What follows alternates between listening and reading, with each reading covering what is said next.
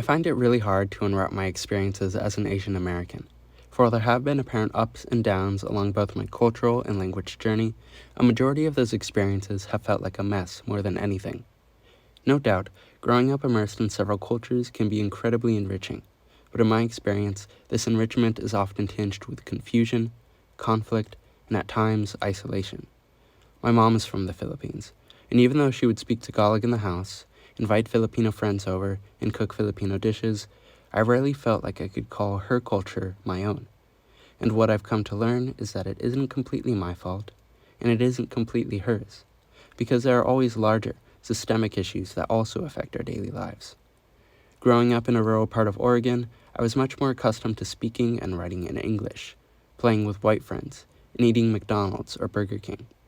In high school, the only foreign language class available at the time was Spanish, and aside from the occasional sauerkraut festival, my town rarely celebrated or even mentioned other cultures.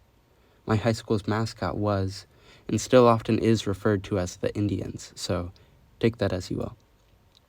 The result of a largely racist, white-centric history, my town sorely lacked diversity, and in this environment I often felt excluded, ashamed of my Filipino heritage. No one explicitly outlawed the use of Tagalog in schools, but that didn't mean you wouldn't get weird looks for speaking it.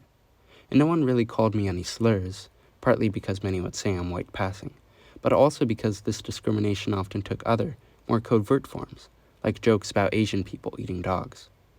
These acts of discrimination would often fly under the radar at my school, because they were less overt, because they only affected minority groups, and because, more often than not, the people responsible for enforcing accountability were also guilty of practicing similar discrimination.